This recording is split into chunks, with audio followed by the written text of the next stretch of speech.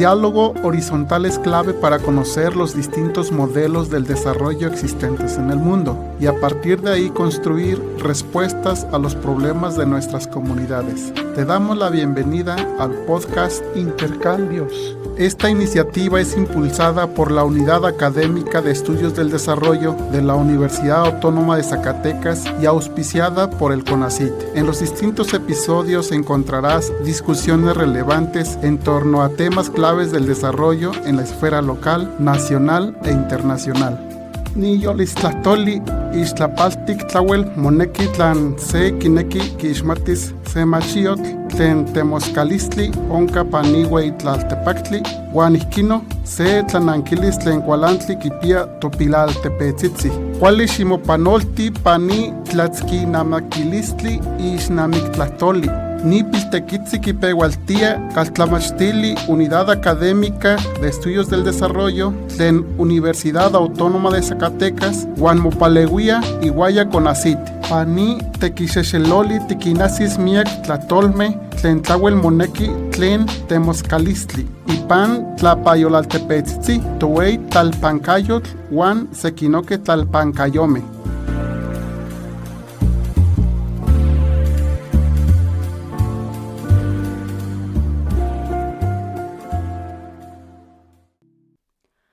Hola, yo soy Citlali Aguilar Sánchez, soy doctora en Estudios del Desarrollo por la Universidad Autónoma de Zacatecas. En esta cápsula les hablaré sobre el origen de las humanidades y su importancia en los estudios del desarrollo y su relación con la ciencia. Para la realización de este podcast, agradezco sobre todo a la Secretaría de Ciencia, Humanidades, Tecnología e Innovación, que es la CECITI, por el apoyo para realizar la investigación postdoctoral sobre la que a continuación les hablaré. Aunque su origen suele considerarse en el siglo XV durante el Renacimiento, lo cierto es que los renacentistas tomaron muchos modelos de pensamiento, entre otras cosas, de la cultura clásica, es decir, de las antiguas Grecia y Roma, y por lo tanto las humanidades, el humanismo como tal, tiene que contemplarse como surgido en aquellas épocas, ¿no? Ramón de Zuviría expone que las primeras humanidades fueron inventadas por los romanos y que configuraban un conjunto de materias concebidas por ellos como vehículos o instrumentos de aproximación al ideal de humanismo, al luminoso mundo espiritual creado por los griegos, consistente en el cultivo integral de la humanitas, es decir, lo que distingue al Homo humanus del Homo barbarus. Esto es significativo porque para los griegos los humanos solamente eran los que hablaban la lengua griega, los demás eran considerados bárbaros por el vocablo griego, que es un sonido onomatopéyico que indicaba que era un balbuceo, o sea, los griegos consideraban que cualquier gente que no hablaba griego en realidad estaba balbuceando, por eso les llamaban griegos, perdón, les llamaban bárbaros. Esto significa entonces que el Homo humanus era solamente el que pertenecía a la cultura grecolatina.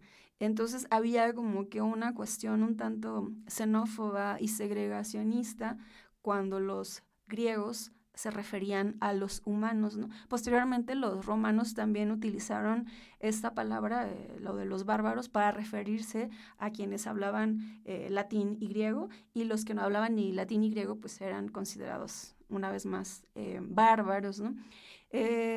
Salvador Ignacio Ruz Rufino ubica la aparición del humanismo con claridad ya en el siglo V a.C. en Atenas, y destaca la importancia de la democracia. ¿Por qué? Porque este era un sistema económico y político con menos privilegios para la aristocracia. La cultura griega era profundamente aristocrática, estaba planteada en términos de que los hombres eran, digamos, los que tenían acceso pues a la educación, al poder en la política, en lo económico, en lo social, pero no cualquier hombre, sino era el hombre aristócrata. Los esclavos evidentemente no tenían acceso a todo lo que tenía el hombre libre, no eran considerados ni siquiera ciudadanos. De igual manera, las mujeres tampoco eran consideradas ciudadanas como tal. no tenían acceso pues al voto o a la participación cívica. Entonces, digamos que el humanismo también solamente aplicaba para los hombres aristócratas de esa época, ¿no? La ciencia en ese entonces buscaba desentrañar las leyes que regulan el universo, pero tenían su mayor prioridad en el hombre, no como una meta moral. Era la prioridad de la ciencia en aquella época era enseñarlo a dominarse a sí mismo, a él, a su servicio. Y bueno, no se excluía la filosofía de esta búsqueda de dominarse a sí mismo, ¿no? La educación como formación, como el objetivo de un hombre físico, intelectual y moral, era, pues, digamos, una totalidad, ¿no? El hombre era aquel que pertenecía a la nobleza y que era el que tenía las condiciones materiales para desplegar su arete, atributo propio de los miembros de dicho estamento, ¿no? Arete justamente comparte la misma raíz semántica con la aristocracia. La arete es, digamos, esa forma de educación que se le daba a la aristocracia en ese tiempo, ¿no? En ese tenor es posible entender que se hayan creado grandes tratados matemáticos, religiosos, éticos, políticos y de otras áreas de interés de la vida pública y privada, desde esta perspectiva, ¿no? En condiciones, pues, digamos, muy parecidas a lo que actualmente es la burguesía en una sociedad, ¿no? Pero bueno, los integrantes de las comunidades, de las sociedades griegas, sí estaban planteadas pues para beneficio pues de este hombre ideal, ¿no? Durante la Edad Media ya esto, digamos, se consolidó de otra manera.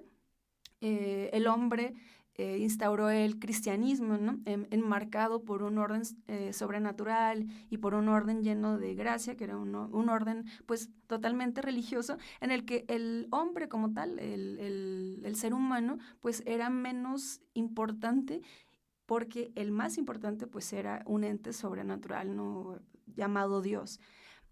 Alberto Salandino García apunta que las humanidades, ciencias humanas o culturales fueron conceptualizadas como los estudios referidos a las creencias culturales que ayudan a comprender y cultivar la espiritualidad de los hombres, pues este es percibido como producto de su cultura, la que él decide y orienta su desarrollo. Por otra parte, Marcel Echandi explica que posteriormente, ya durante el Renacimiento, se perfila pues el ejercicio del poder político en dos corrientes típicamente humanistas, que va a ser la de Maquiavélico y la de los utópicos, inspiradas en el platonismo y en el aristotelismo.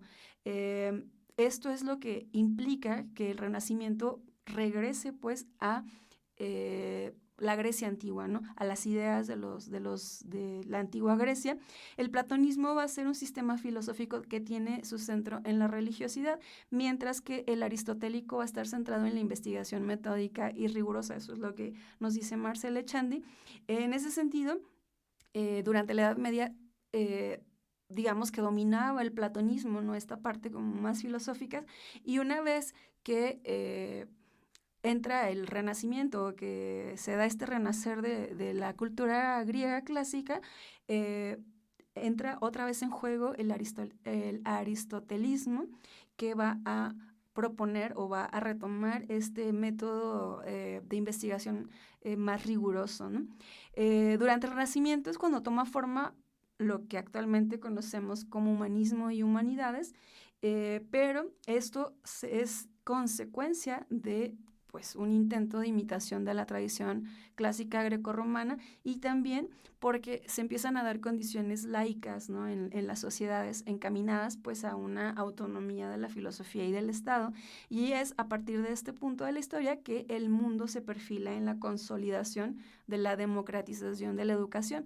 En ese sentido, pues hay un parteaguas, ¿no? Que tiene que ver mucho con la laicidad del Estado.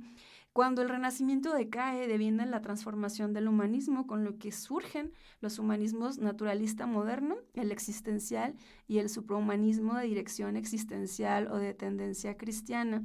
Entre el siglo XV y el XVII se genera pues este desarrollo de la observación empírica y se pone énfasis en la importancia de la observación directa y la experimentación en lugar de depender únicamente de la autoridad de textos antiguos o de la iglesia como se hacía comúnmente durante la Edad Media, ¿no?